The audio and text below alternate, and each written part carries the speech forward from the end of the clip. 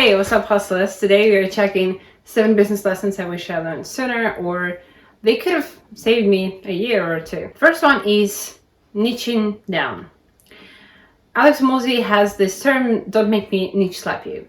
And he references these niches a lot in his books. I've read a lot of his books, so I'll be referencing Alex a lot today.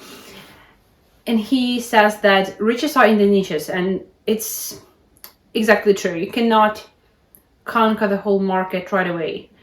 Be the small fish in the small pond, grow bigger, like monopolize maybe the smaller pond, and then go in the ocean. And that's so common. It's such a common mistake. And we're always thinking that I'm better than other people. Like I know the theory. I got a degree in economics, and I know the theory. I know what monopoly is. I know what niching down is. I know everything here. But just in theory. In practice, when you start doing something for the first time, you're just as dumb as everyone else is, and what makes you smarter is that you get up more times than other people, and that you niche down, finally. And it's been 1.5 years for my agency, and only now we're going to be relaunching and niching down, and our niche is going to be fintech, app and SaaS products, so that's kind of a disclaimer. Niching down is hard because it means saying no in 90% of cases.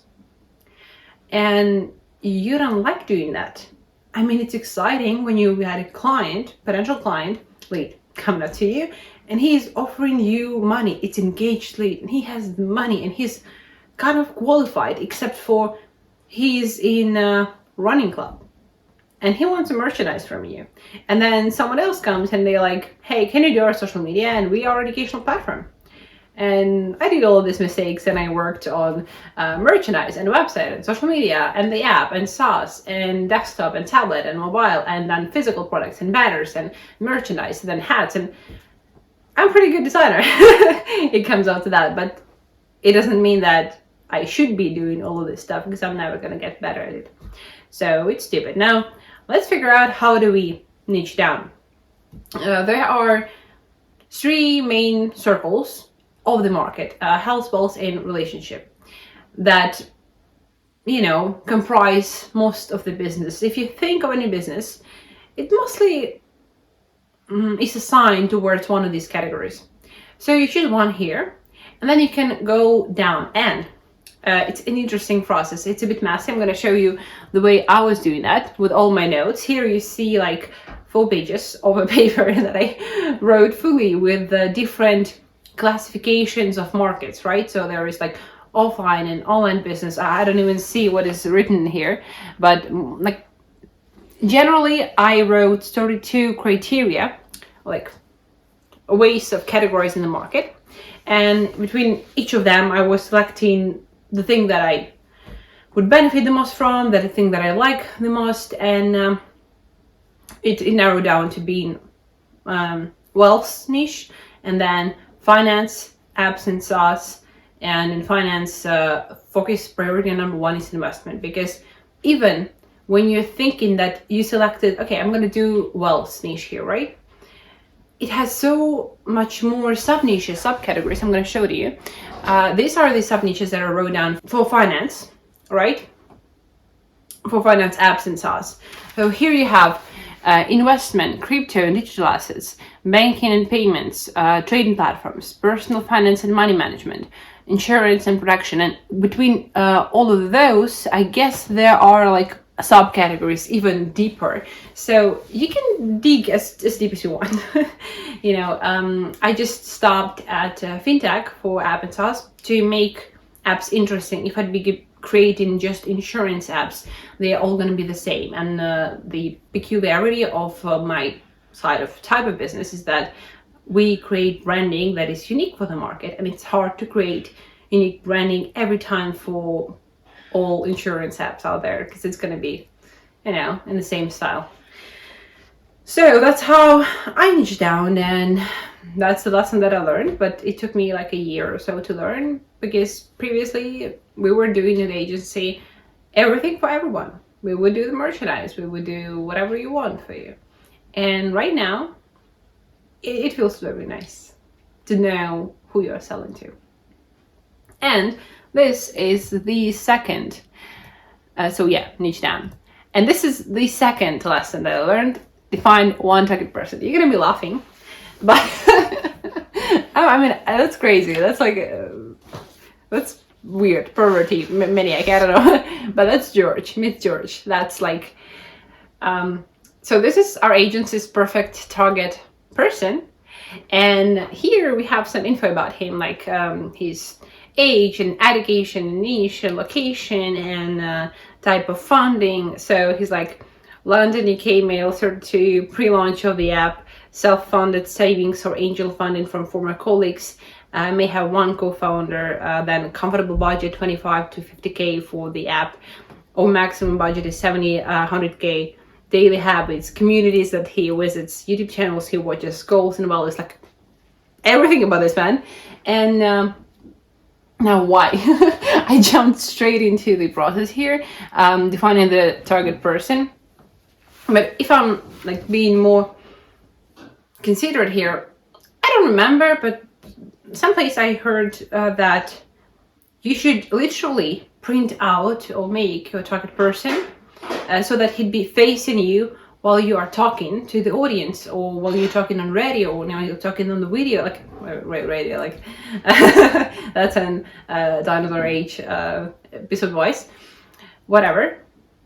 When you are saying, hey everyone, like you're talking to no one, you don't know who you're talking to, but instead you can say, hey, or at the beginning of the video I said, hey hustler, because I know that it's stressful, and I know that this is a founder, and I know that he's also in a lot of liabilities in his life, and it's stressful, and I want to cheer someone up, and I want to relate to someone on this like stressful note of leading a business. So I kind of am trying to figure out the person and personality who I'm talking to, and it's helpful, by the way, because another thing that people tend to like is, I have learned, is that never talk down to them, meaning never talk as if you're teaching them, as if you're commanding them to do stuff, because they're never gonna watch the videos. I'm not saying that I have a pretty great audience, that's what I'm saying. I'm saying I'm not having a huge audience here, like literally a couple of people are watching me. Hey, I'm sending you hi and congrats and thanks, maybe you can subscribe. I did a mistake of talking down, or talking too aggressively, or too firmly, or too directly on short format content, on reels, on Instagram, and somewhere where I'd be just almost screaming at the camera.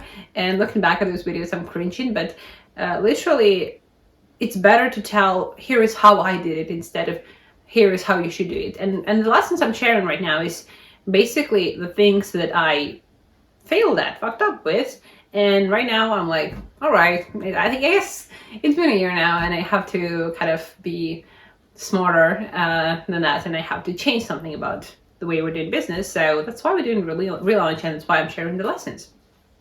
And I hope if you take these lessons seriously, you would save a couple of years, and you will not fuck up as I did.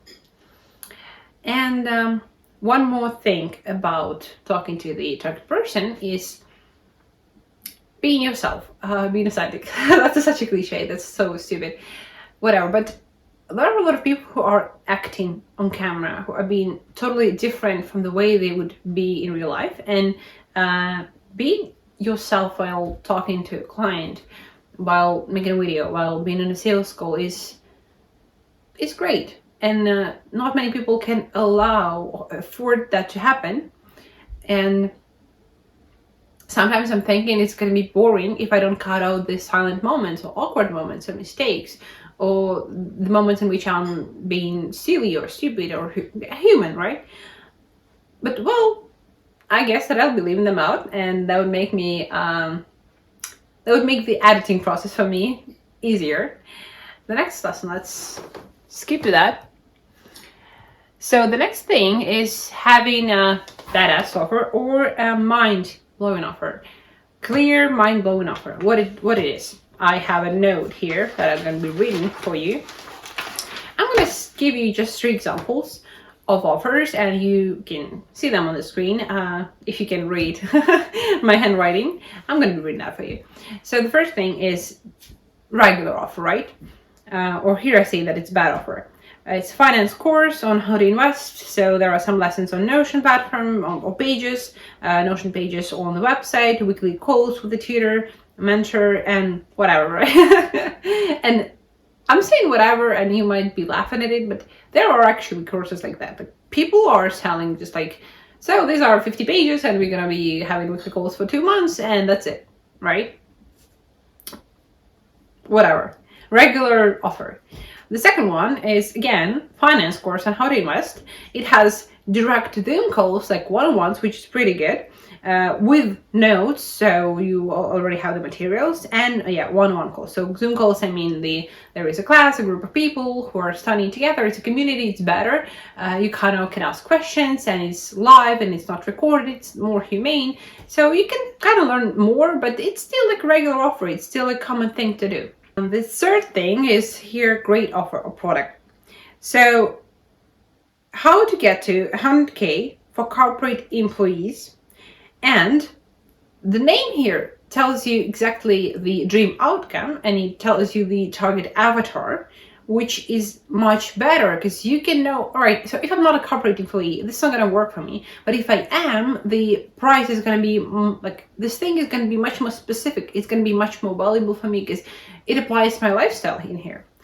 And then there are plenty of stacked stuff in the offer as bonuses. So not bonuses, the core would be YouTube playlist, a book with tasks, audiobook, access to a personal mentor to check tasks for 1 year of unlimited time, 12 consultation hours, it means like 1 per month, plus bonuses, access to a community with competitive leaderboards to motivate execution, automated AI tools for streaming investment from bank accounts, guideline on ETFs, guideline on real estate investment, free consultation from psychology of delayed gratitude from licensed therapist, plus a guideline on accounting on investment income.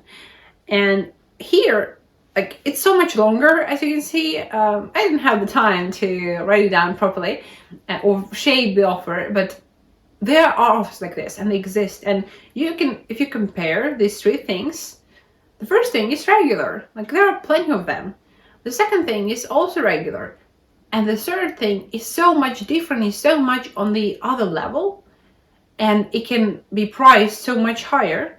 And mostly all of these bonuses are easy to produce. I'm gonna break it down for you. How do you add all of these bonuses? But most, like the difference here, yes, it would take you a little bit more time maybe to record an extra thing like an audiobook. 2 more days or 3 days, right? It would take you an extra time to make a guideline on some type of investment, or purchase it. But once you do that, it's going to be so much more powerful asset that if you calculate that mathematically, well, I'm not doing that for you right now, but you can think of it logically. If you calculate mathematically, over time, the third offer would make you so much more money than the first two, because it's mind-blowing. It's entirely different. And if I were choosing offer for myself, well, I'm not a corporate employee. It can be for a different purpose, but if this type of program would be suggested for small business owners, I would go for it. I would buy literally right now. And it's interesting how you can stack a simple thing into making a great offer. And you actually, like, once you look at your product, the thing that you're offering for your market, you kind of know at what level you are. And all this year when I've been trying to make clients or get higher paying clients and so on, I knew that my offer is not on the level of being higher paid. And even if I got the client who'd pay me 10x the price of costing the website or app made previously back in a year, I wouldn't be able to handle this project. Meaning I would have been able to handle it, but not on the level, not on the in organized manner. I didn't have much systems for it. I didn't have a good enough offer to attract those people. And here, let's break down how we do the bonuses. So obviously, YouTube playlist, book, audiobook are all time-consuming things that you do once and you can scale, infinitely. Then 12-hour consultation hours, one-on-one. Well, here, yeah, it's not scalable. You gotta take the time, or you're gonna hire pretty good mentors who's gonna be handling that, and you're gonna give them out salaries. Then bonuses, access to community with competitive leaderboards to motivate. So you can create some kind of tool, I don't know, Excel table maybe, table sheet with people who are doing investment and measure their execution on some level, maybe on the way they're performing tasks, who is better at doing their homework, or who's better at investing, or how diverse their portfolios are, or how active they are. I don't know. There are different ways to measure success. If not, it can be measured also by investment in income and money. If only people who are at the entry, like entering the program, are approximately the same level, so that it wouldn't be dismotivating. On the contrary, when you see, oh, this dude already made like 100K in a month, and I like made 2K, so it's pretty devastating. So yeah, you made some tool for leaderboards, and you did it once and it's working. Then automated AI tools for streaming the investment. It's a separate tool in itself. It's separate software in itself. It's so valuable, like you can use it yourself. But yeah, made once, and it serves you for decades on end. Guidelines on ETFs. You can buy these guidelines, you can write it down, whatever. You can write different guidelines. Same for real estate investment. I just was popping stuff out of my head. Free consult from Psychology of Delayed Gratitude. Now, great delayed gratitude would be really important for people who are starting investment, and you have to learn how to do that. It's a pretty hard thing, and so this is kind of the problem. You have to write down all the problems or pain points that people will be stumbling upon while on their path of getting the dream outcome that you're kind of offering them, or that is somewhere close towards your niche. And if people want to invest, obviously they're going to have a problem with the psychological part of it. So some might have a bigger problem, less of a problem. It doesn't matter. But you can actually get every one of your students a free consultation with a therapist, for free. You don't have to do anything. All you have to do is take the therapist on a coffee, or make a call with a great offer. So you are exposing all of these people who are investing money, thinking about their future and their freedom, and they would like, I guess, to be also healthy and have a clear mind around that, be stable. So therapy sessions would be beneficial for them, at least for some percentage of them. And exposing those people who have capacity to pay to the therapist for a trial session is beneficial for the therapist. He's gonna take it. Even if first, second, 5 therapists wouldn't take the offer, you would find 10th one who would take it, and that's pretty great bonus, right? Perk. And guideline on accounting on investment income. Again, you make a guideline once, maybe you ask an accountant for a guideline like this or for a lesson like this, and you would expose again your students to the accountant and accountant towards them, and they might need his services at the end. So it's pretty easy to do that, and it just takes the time and effort to make a great offer. And it's interesting how different now those offers become. It now does not come to the price of the offer. It doesn't narrow down to who sounds better on the video. It narrows down to, hey, so if I'm buying this one thing, I'm getting my mind blown for a whole another year, and I'm leveling up my life, and I'm going to therapy, and I'm getting accounting services, and I'm learning to invest in real estate, and I'm doing everything. And it can be endless. You don't have to limit yourself, right? The more you work in the niche, the more bonuses you're going to have, the more connections you're going to have. So it's pretty awesome. It's endless. So have a clear and mind-blowing offer. That's currently what I'm working on with the branding agency. And it's a long process, but we'll get there. The next lesson. Business first, not your ego. Ego second. So here I'm in progress of learning this lesson, and it's pretty hard and long and never ending learning. But you have to put your business first, not your ego, not emotions. Act in accordance with human values, respect, keep the word. I'm going to comment on this first part. Now, business first is the question you always should be asking yourself. If I'm saying this word, if I'm saying this sentence, if I'm posting this piece of content, if I'm talking to someone in this way, does it serve the business or does it not? It's episode advice from Leila Hormozi. I'm not taking any, I'm not saying that I'm the author of the quote. Sometimes I'm being dumb. So if having an argument with your colleague on emotions is not serving the business, do not do that. And obviously it does not. It never serves you. Never make a decision on emotions. Never do anything irrational. Always have your mind calm and cold. Take a 5-minute breather. Take a 1-hour breather. Like take 1 day breather. In 90% of the cases, nothing's gonna happen to your business. It won't go down if you take 1 day off, rather than setting everything on fire. All right, not 1 day, but like 4 more hours. It sounds a lot, but it's not, and I don't think that a lot would happen unless you're being, I don't know, consumed by a major competitor or something, or unless it's super time sensitive. I learned this lesson the hard way, and I'm still learning. I did have emotional moments with my team, within my team, several times with clients and with clients in the team, and it's always hard to handle the emotional moments. It's easier once you all take a pause and then go back with a calmer heads, and it serves your relations with everyone better, and it serves the business better. And sometimes being right is not the point, because being right is just serving your ego. Sometimes, like, not sometimes, but always, client is right, and even if he's not, it doesn't serve the business of telling that the client is not right. So never do that.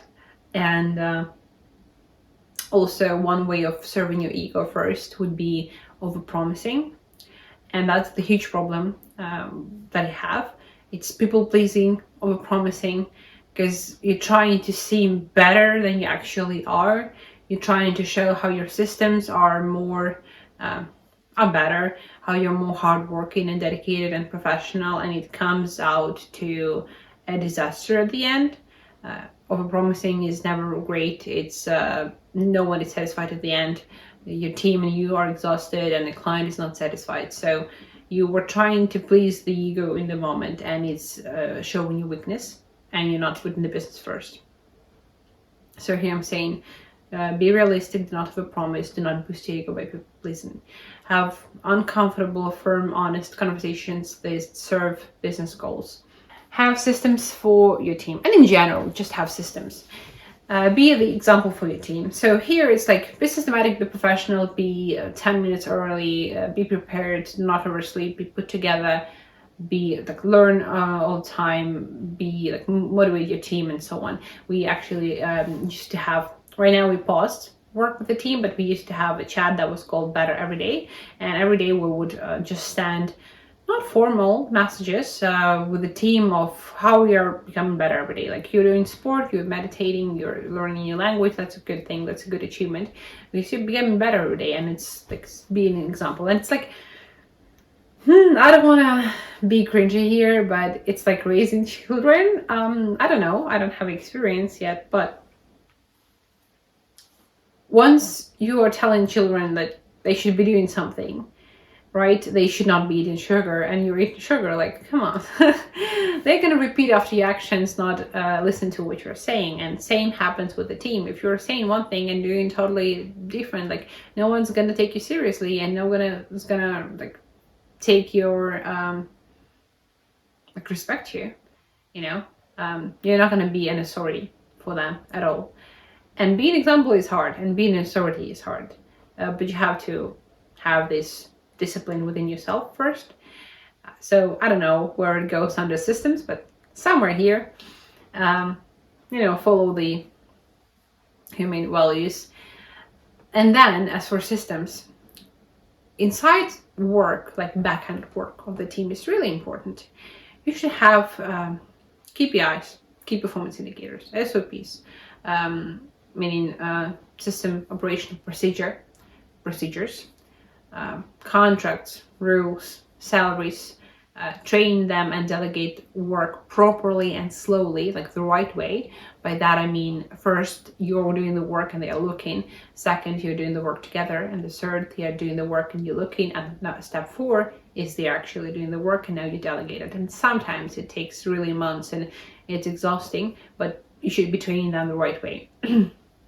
Hire professionals, even if you have to pay them more, it means that you'll earn more, which is hard to do and hard to think this way, because there is a discrepancy, because you're paying them first a lot and you earn only later, so it might not be obvious at the start. And passion can never compensate for a system. If you're thinking that not sleeping a couple of nights and overworking yourself and trying to fix everything can replace SOP for your team, or KPI, or rules for your team, values for your team that are written down, or contract salary, cannot. Next thing is create a cash flow. It's so stupid. I mean, it's so primitive. All of my lessons, you might have heard them and you should know them. I'm not opening anything shocking here, but I'm asking you to take another look at them, to check if you're actually doing this, and to take them seriously. Because for a long time I didn't take it seriously, and I'm like, well, yeah, we're not just earning enough to create the cash flow. We are just like, so right now we're earning for salaries, like, all right, so here is the leftover money that I can take for myself. Oh, all right, so here we had a problem and a refund, so we're gonna just fix this hole in here with the whole money that we had. And all right, so we're gonna take this like premium subscription for the tool, because, well, we don't have the cash flow for it, we cannot afford it. So I was always basing prices low to be good for clients, and to be humane, and to do better, to help everyone. Now lower prices never help anyone nor clients, nor you. Just set the prices correctly and have space for have cash for reinvestment in the business and creating the cash flow, which is the most important thing. You can never grow, think, plan, do any strategy for even a month if you don't have money for the business. So it lets you get better quality service, it gets you out of the survival mode, and it gets you on a calmer mind, strategic thinking. And in result, it gets more value to the client, and it results in growing prices and better value. So it's a win-win. It's a growth both for you and for the client in the long term. And my favorite lesson here, after creating the cash flow, is to not quit. If you master your business daily, it's impossible not to learn and not to succeed eventually. The more you fail and stand back up, the higher your chances are that you'll make it. It's impossible to try 100 times, fail, and not learn anything from it, and not have a progress. It's impossible. It just is hard emotionally. Not emotionally, mentally. It's like always like, aka David Goggins motivation, that it's hard only in the moment and it feels like everything's falling apart and everything, but then you sleep over the night and you eat some food and you're feeling better and you're like, okay, we can try again. Same references for, like, it's easier maybe to understand with reference to the social media.